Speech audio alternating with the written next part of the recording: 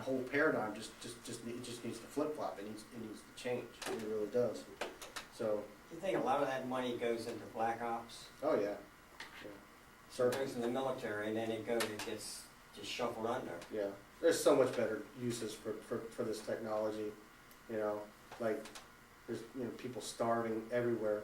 There's homelessness. All these things should just cease to exist. You know, if the wealth was more evenly distributed. And the resources. Yeah. Yeah. And yeah, the abundance of wealth. So, okay, and I talked a little bit about how we came to a crossroads there when Eisenhower had his choice to either go to go the path of spirituality and learn from the higher dimensional beings, but instead we went to the path with the Greys and took their technology and fed it into the military-industrial complex. And hence that's where we're all today. You put that technology into the military-industrial complex, and you feed that monster. You have to keep feeding that monster with wars, and you can't have killing machines without killing. So I mean, you choose your paradigm. That's basically what it is. I choose peace. I'd love to see all wars cease. Start housing the homeless, making sure that people's their basic needs are met. Food, water, roof over your head. Those are the three basic necessities that should always be provided.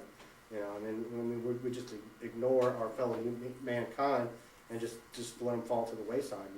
It's wrong. So, and then I think a lot of that's going to come to a head here. And that's a big reason why I don't have all the answers. I really don't. That's why I want to reach out to the higher dimensional beings and ETs that are more involved, because I want to learn. I want to know. What should we do? How should we handle this? How do we go about this? How do we convince everybody else to stop warring? That we've been manipulated. We've been taken advantage of by a small group of people that are amassing a great amount of wealth. Based upon killing and warring and causing separation that shouldn't even be there. It shouldn't. So I don't have all the answers, but I'm looking, I'm learning. Part of finding out is not doing a bunch of research on the internet. I've come to find out that a lot of the answers reside in you.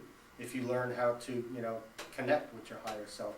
Your higher self's been at it since the beginning of creation, and knows no boundaries of time.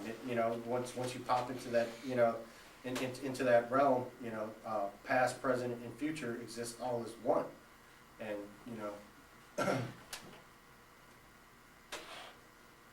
so once you learn how to tap into really connecting with your higher self, that's where the real answer is going to come from. I think of it every time I get the magazine from the IRS. It's Venture Inward. That's what it's all about. The answers are there. They're all there. And that's what Edgar Casey did. He went to a meditative dream state, and he connected with his higher self that knew all of what was going on everywhere. With time, no boundaries, past, present, and future, all as one. And he was able to connect with that being. And and everybody's got that capability, if you learn how to do it.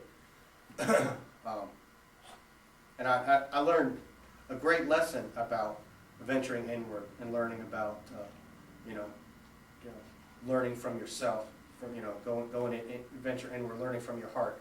I learned a big lesson about it last night because I was searching for a video that talks about enlightenment and ascension, that really just kind of put it really in good perspective and resonated with me. It's a video called 5 Gateways, and I learned a valuable lesson about looking towards yourself for this stuff, because I was going on the internet. I was going, where is this damn video? I was on Google, I was on Bing, I was just searching everything with YouTube, scrolling down all the pages. Where is this daggone video?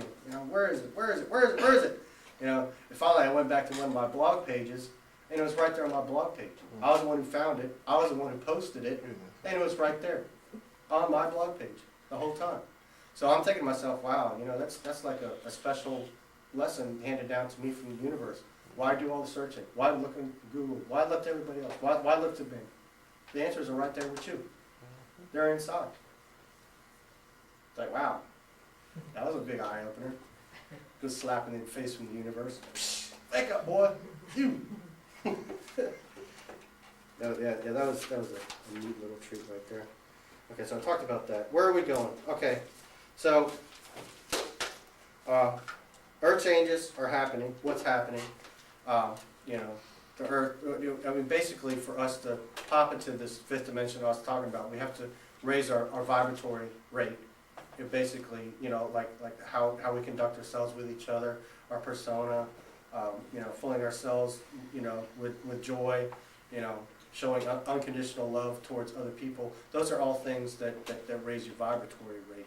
And so, you know, basically, you know, in this third dimension, that's where the lower vibratory rates can exist with the love.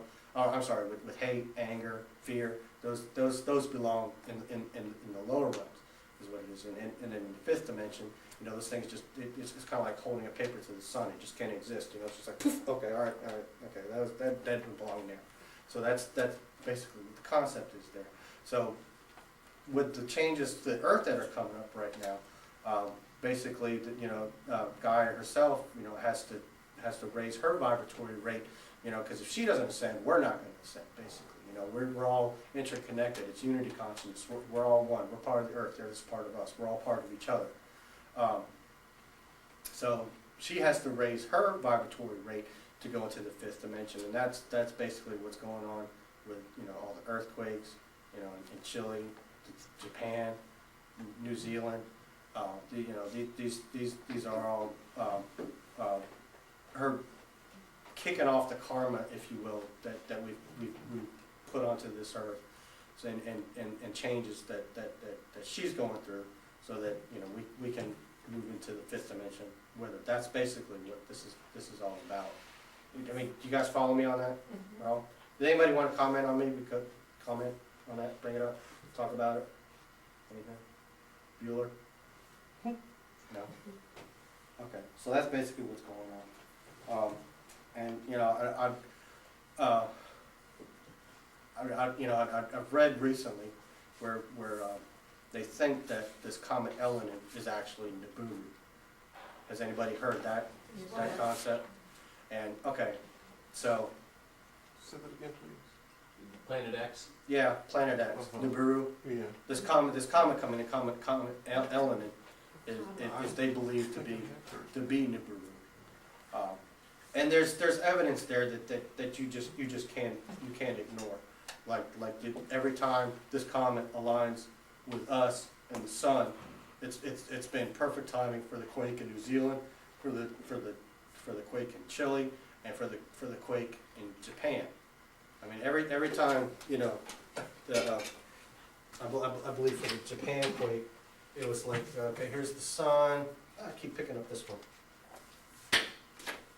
Here's the sun, here's us, and here's Elenin coming in right here.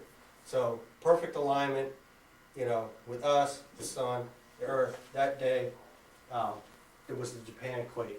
And then, you know, they've got this thing on the JPL laboratory where they, you know, they can move the model around. And every time that this comet aligns with us and the sun, there has been a quake. It happened with Chile, it happened with New Zealand. So, you know, these things are happening. And I think the one to worry about would be in September, early September. They're talking about the Labor Day weekend. We'll probably have a good one. They're talking about New Madrid going off. And so Elenin's swinging in like this, and it's coming in like this right here, and then it'll be aligned here with Earth and the Sun here, the first week of September. So mark that on your calendars. That might be a doozy.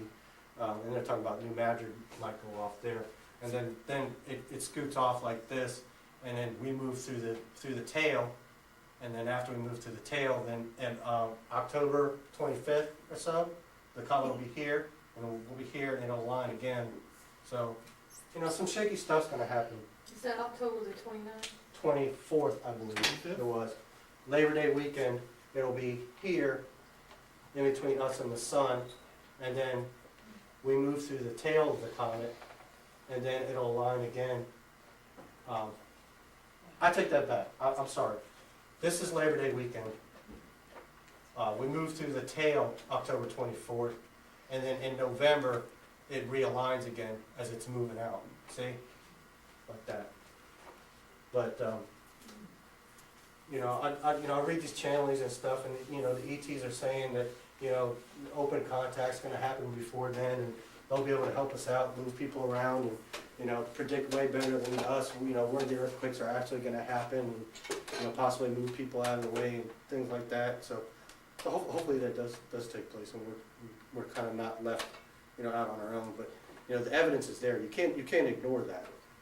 I take it back. One of the share economy and the changes that you're talking about could take place if the ETs came and walked on the earth and worked with us one-on-one. That would be the sea change we need. Right. Yeah. So that's basically what's going on. A lot of energies coming in. People are starting to awaken. They are, and I found this video. I highly recommend to get it. It's called 5 Gateways. So go home, search it on Google or on YouTube, and it's called 5 Gateways, and it talks about the enlightenment process, moving towards ascension, and it gives 5 gateways that you move through, and I consider myself to be, I would say, on the 3rd. So it talks about the first one is the awakening process. That's where you come to and you realize, well, geez, what have we been doing all this time? Why are we so distracted with these things? What are we doing to each other? That's the awakening process. The second gateway is called realignment, if you will. So you realize what you've done in your past, how you've been preoccupied with all the distractions and all the things that just really doesn't matter. I mean, when you think about it, what really matters is unconditional love for each other, unity consciousness, coming together and really making something of this planet, and making something of ourselves. That's what matters. It don't matter what you see on reality TV. It doesn't matter what they're feeding you on Crap News Network. That's what I call CNN now, by the way. It's not CNN, it's Crap News Network. Because I don't believe anything that comes through there anymore. And if you sit there and now I read through the headlines and I'm like, what are you talking about that for? Does that really matter? Does it? Who really cares what the IMF chief did? Who cares about the royal wedding? I don't. I mean, it was kind of pretty and everything, but damn, stop talking about it. I don't want to hear about it no more. Stop being fed with all these distractions. And that's basically what the awakening process is. That you come to the realization that gee, there's no way we can be alone in the universe. It's way too big. It's way too fast. How could you possibly think that? And the second gateway is realignment. That's where you start to decipher what's important, what's not important, what is higher vibration, what's lower vibration, which direction should I go. What's my path? What's my journey? What should I do? That's where you start. You realign yourself and make the judgment calls: good, bad, higher vibration, lower vibration. You map out your path, if you will.